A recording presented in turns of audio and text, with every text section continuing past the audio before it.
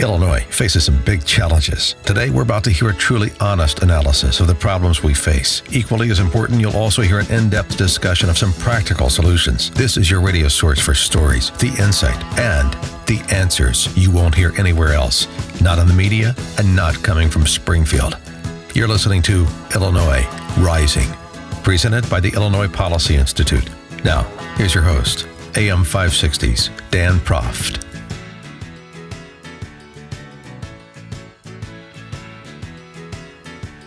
Dan Proft back with Cole Lauterbach, reporter for the Illinois News Network, on this edition of Illinois Rising. And the backdrop of the state budget, of course, is pensions and pension reform, both at the state level as well as the city level. Both state and city pension funds, most of them are teetering towards insolvency. And Rahm Emanuel announced a plan for the Chicago Labor's Pension Fund this week after the legislature was successful in overriding the governor's veto of his plan to extend out over another 15 years contributions to police and fire pensions, which are both under 30% funded, which is going to add more to the unfunded liability. But the laborers' pension fund, trying to stabilize that fund, what is the cost to taxpayers going to be? Is this real restructuring of a pension to move it towards solvency, or just more of the same that we've seen? Well, for more on this, we're now joined by an expert in space. He is Mark Glennon at WirePoints, wirepoints.com. Mark, thanks so much for joining us. Appreciate it. Hi, Dan. So give us your analysis on the Tiny Dancer Chicago Labor's deal and whether that is something that is properly termed pension reform. Sure. No, it's not. Two things. First of all, it's clearly a can kick. That is, the annual contributions made by Chicago taxpayers to its pension funds. That schedule is set in Springfield, not by Chicago, but by the legislature. And Chicago decided it couldn't meet the payment schedule that was set up currently, so it asked for it to be delayed.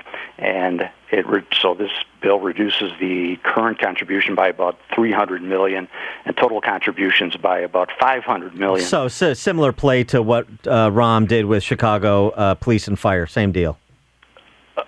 Well, I'm sorry, that's what we're talking about is police and fire.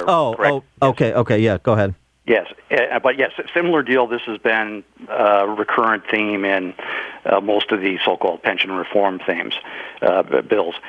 Most importantly, I thought, is that the bill includes an automatic tax levy beginning 5 years from now. That is, in the year 2020, payments must commence that are sufficient to meet the ARC. That's the actuarial term for a supposedly sufficient payment to bring the pensions to being 90% funded. And the tax increase will happen automatically. Further, it really delegates that taxing authority to the pensions. Amazingly, the actuary can be chosen by the pension. All those phony assumptions that go into driving the numbers and how much the resulting tax increase would be are chosen by the pension. This has gone entirely unreported, but that's clearly in the bill, and it's very frightening in my opinion. And when you say phony numbers that drive the taxing, you're talking about things like expected rate of return. That's the big one. And traditionally, of course, unions and the government have supported a high expectation on rate of return because that tends to hide the pension liability. A higher rate of return drives down the unfunded liability that gets reported. That's part of the reason why those numbers are phony.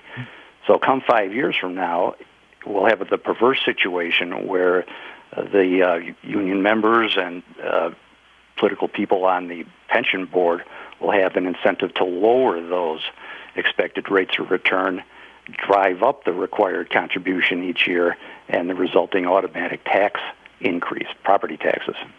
So, Mark, what essentially happened was they just passed a tax increase, but it's like a hold harmless, where it's not going to happen now. It's going to happen in the future, and politicians are not going to have to pass it then. They're just going to be able to take their hands away and say, well, look, this is just happening. I mean, it's unfaced, unnamed, unelected actuary math that's happening right now, and that's just what's got to happen. Don't blame me.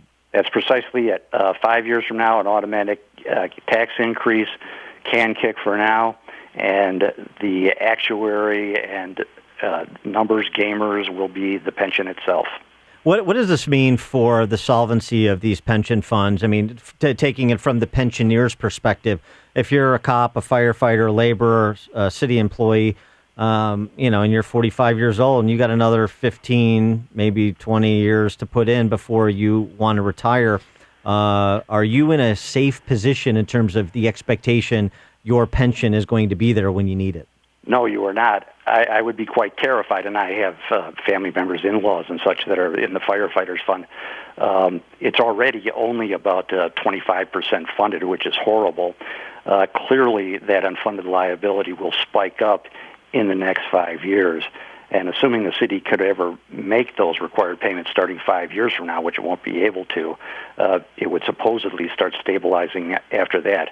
But it won't. I mean, I assure you that the city's not going to be able to make that payment, and the situation is going to worsen dramatically. I strongly feel that we're going to go from a situation of gluttony in the case of many of these pensions to difficulty, humanitarian difficulty for some of the, especially for the younger retirees who have a long term of retirement, and the money's just not going to be there for them.